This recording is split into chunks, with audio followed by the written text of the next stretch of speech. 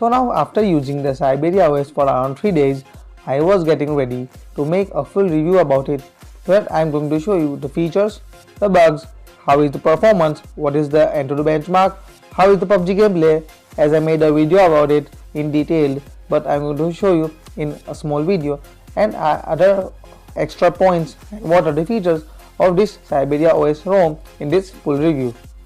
So now let's get started. So the first part is home screen UI. So just now we are just going to talk about what is on the home screen, what are the features, and what kind of customizations you can do on the home screen. So as you can see, I have a ton of applications on my home screen, wallpapers, widgets, and there are some advanced settings. Now the only thing which was different here was the change icon shape. So here you can change the icon shapes which you want to. As you can see, I just changed my icon shape to square, and all of my applications icons are now squared. I'm just going to change it to default again. So this was one of the features which I never, I have not seen on the most of the custom ROMs, but I was able to, see that they have implemented this feature in this one. The other things like animations are normal as they are available in all Android Pie ROMs. Even the notification panel animation, the swipe up animations, everything is same. There are not much differences. On the left side you will be able to see the Google News as they will drop down while you start your net. Now getting to the notification panel, there are some icons which you can increase or decrease. As you can say, you can add them or delete them by just dragging them up or down, and there are some icons which usually you can see on your Android Pie based ROM, like expanded desktop, Ascent, where you can change your color, some location area, digital well-being, some type of icons. So the notification panel is likely as same, the features are same, and the icons are also same based on other Android Pie ROMs.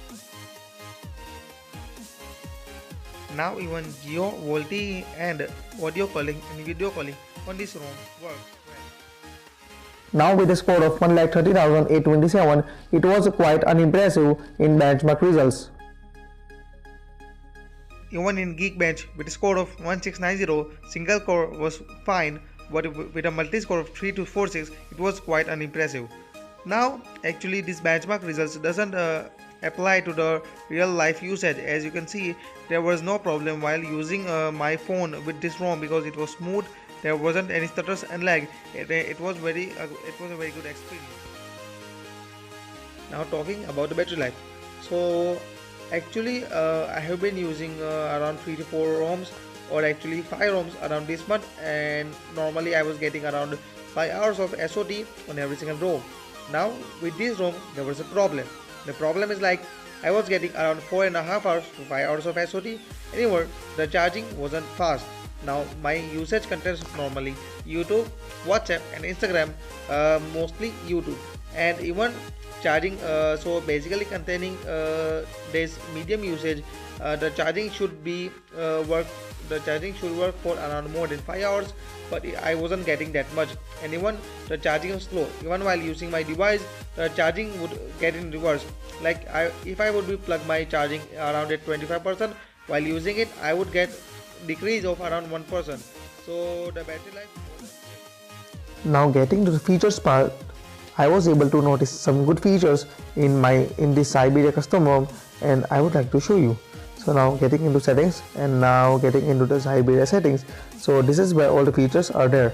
Now there are many features like system, panels, lock screen, battery, and about the Syberia team. So getting into system, there are some options which you could go through if you want to. Now getting into general tweaks, there is animation stuff, the recent style.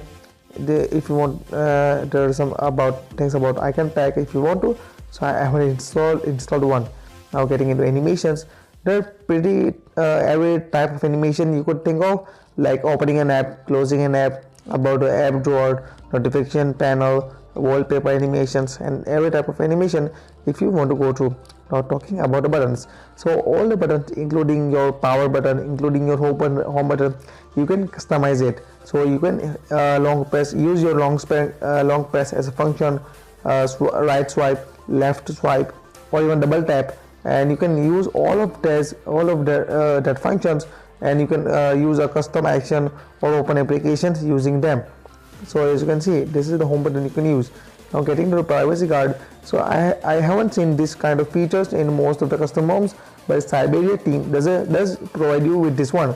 So in this one, privacy guard, you could use it to securely use your phone and to lock your personal applications. Now getting into the standby apps, so here they will show you the standby apps. Now getting into the sound settings, you can increase your phone's sound, or as you can see, your volume by just clicking on it and setting the value. Now getting into the dialer, there are some options. Now getting into the panel, now status bar, navigation bar and notification. In the status bar, you can just go to some stuff which is available right there, as you can see.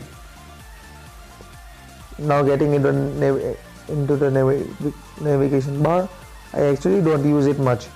Now getting to the notification, you can change the light and around the stuff which you want to use in your notification panel.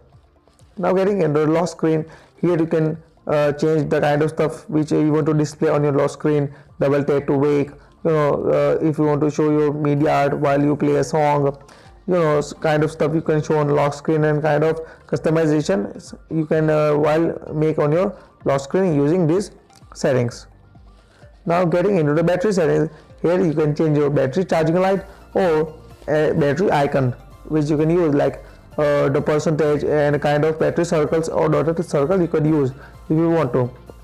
Now mainly, as you can see, thanks to the Syberia team, because of which I am able to use this home and I am able to provide you with a review about it. So it's all because of these guys right here, those who made it, those who develop it, those who maintain it, and it's all about them.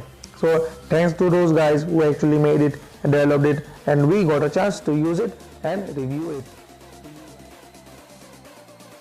Now talking about bugs, so actually I wasn't having any problem while using this ROM. The only bug I was facing is maybe the charging was a bit of slow, because when I was using my phone, the charging was actually even slower than the way I was using it.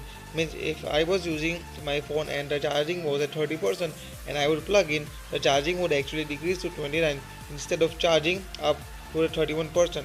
And other than that, the other problem was a connectivity issue. While I was actually connected to Wi-Fi, it was showing that I was not connected to any internet source, though I was connected to my Wi-Fi. So there were just two of these small bugs. I wouldn't say there's bugs, but that's the only thing I actually saw while using. Now even playing PUBG on this ROM was a good experience. And here's a card to the PUBG gameplay on Syberia ROM. Now for a last word, I would like to say it was a good experience while using this ROM for around 3 to 4 days. It was lag free and it was stable, though some problems like slow charging and low battery life were a point of concern for me, but other than that, it was a good ROM and I can assure you it was a good experience using this Syberia ROM. So that's it for this review. Please go like, subscribe and hit that bell icon, and do comment down below which type of videos do you want to watch next.